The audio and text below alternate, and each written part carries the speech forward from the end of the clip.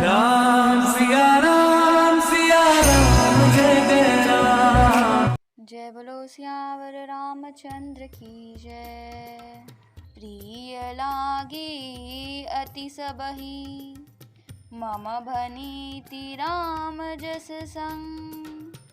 दारु विचारु की करई, को बंदी अमल प्रसंग। श्री रामा जय श्री रामा। श्याम सुरभिपै बिसदति, गुणद करहि सब पान। गिरा ग्राम्य सिय राम जस, गावहि सुनहि सुजान। श्री रामा जय श्री रामा। मणि मानिक मुकुटा छवि जैसी, अहि गिरि गज सिर सोहन तैसी। रूपनि किरीट तरुणी तनु पाई, लई सकल शोभा अधिकाई। श्री रामा तैसे ही सुकवि कवित बुध कहि, उपजहि अनत अनत छवि लहि। भगति हेतु विधि भवन बिहाहि, सुमिरत सारद आवति धाई। रामचरित सर बिनु अनवाए, सो श्रम जाई न कोटि उपाय।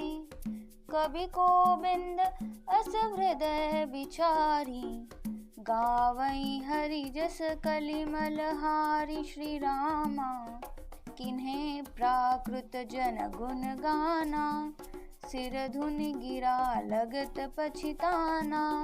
हृदय सिंधु मति सीप समाना, स्वाति शारदा कहीं सुजान। श्री रामा जो बरसई बर बारी विचारू, होई कवित मुक्ता मनि चारू। मंगल भवना मंगल हारी, द्रवहु सुदशरथ अजिर बिहारी। श्री रामा जय श्री रामा। जुगुति बेधि पुनि पोही, अहि रामचरित बरताग। पहिरहि सज्जन बिमल, उड़ शोभा अति अनुराग। श्री राम। अर्थात तुलसीदास जी कहते हैं कि भले ही मुझे कविता लिखनी ना आती हो, भले ही मेरी कविता लिखने का तरीका सही ना हो, लेकिन ये जो कविता में श्री राम जी के यश का गुणगान किया है, उससे ही मेरी कविता सभी को बहुत अच्छी लगेगी, बहुत ज़्यादा मन को भाएगी। जैसे कि श्यामा गौ कैसी होती है? काली होती है, लेकिन उसका दूध कैसा होता है? बहुत उज्जवल होता है, गुणकारी होता है, और यही समझकर लोग उसे पीते हैं। वैसे ही मेरी जो कविता है वो श्री सीताराम जी के यश को सुनकर बुद्धिमान लोग उसे बड़े चाव से सुनेंगे और उसे गाएंगे भी। अगर मान के चलो मणि, माणिक और मोती है, इनकी छवि कैसी बहुत सुंदर है, लेकिन जब वो सांप, पर्वत और हाथी के मस्तक पर लगेंगे तो क्या वो शोभा पाएंगे? नहीं पाएंगे।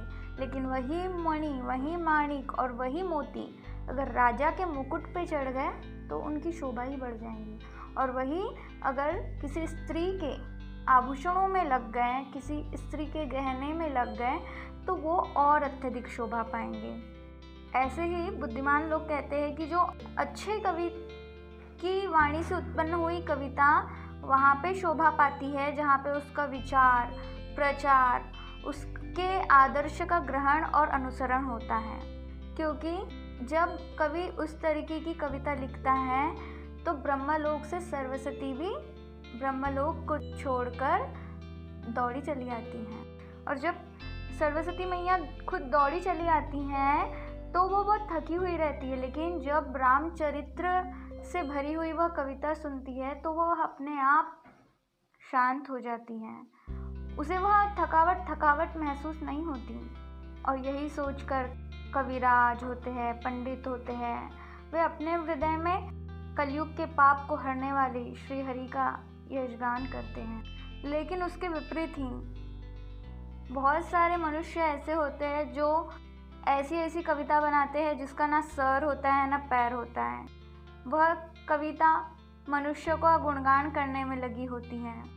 उनके पुकारने से सरस्वती मैया आ तो जाती हैं, लेकिन बहुत पछताने लगती हैं कि मैं क्यों इनके बुलाने पर आ गई। बुद्धिमान लोगों का कहना है कि जो हृदय होता है हमारा, वह समुद्र के जैसा होता है, और हमारी जो बुद्धि होती है वह सीप के जैसी होती है, और जो सरस्वती मैया होती है वो नक्षत्र के समान होती है।